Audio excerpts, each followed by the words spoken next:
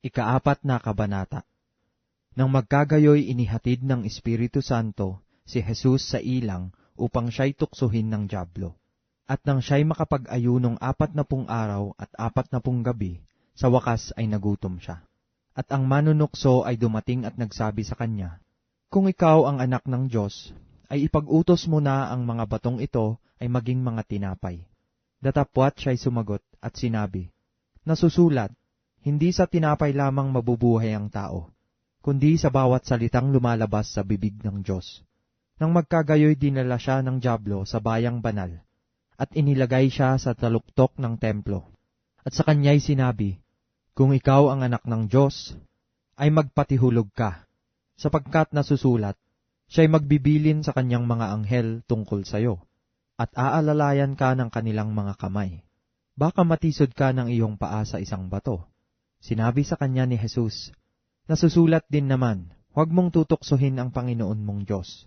Muling dinala siya ng dyablo sa isang bundok na lubhang mataas, at ipinamalas sa kanya ang lahat ng mga kaharian sa sanglibutan, at ang kaluwalhatian nila.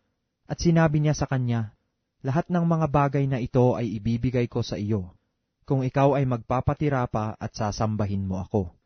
Nang magkagayoy sinabi sa kanya ni Jesus, "Humayo ka, Satanas, sapagkat nasusulat, sa Panginoon mong Diyos sasamba ka, at siya lamang ang iyong paglilingkuran."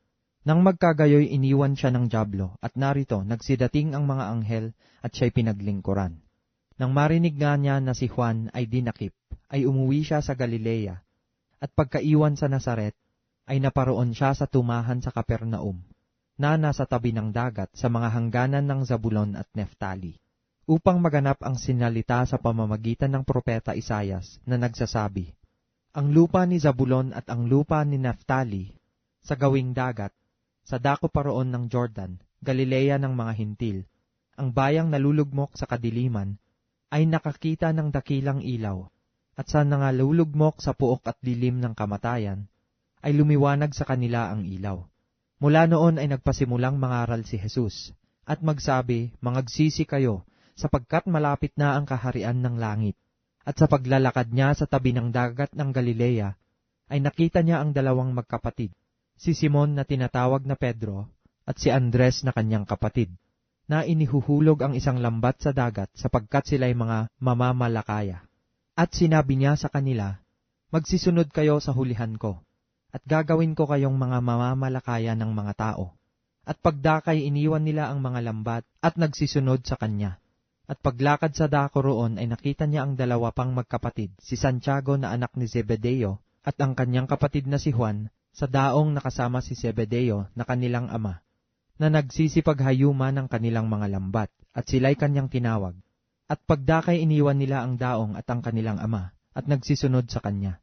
At nilibot ni Jesus ang buong Galilea na nagtuturo sa mga sinagoga nila, at ipinangangaral ang ebanghelyo ng kaharian, at nagpapagaling ng lahat ng sari-saring sakit at ng lahat ng karamdaman na nasa mga tao.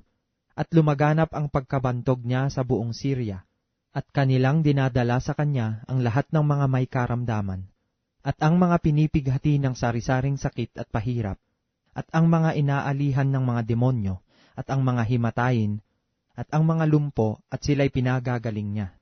At sinundan siya ng lubhang karamihang tao mula sa Galilea at Decapolis, at Jerusalem, at Judea, at mula sa dakong ibayo ng Jordan.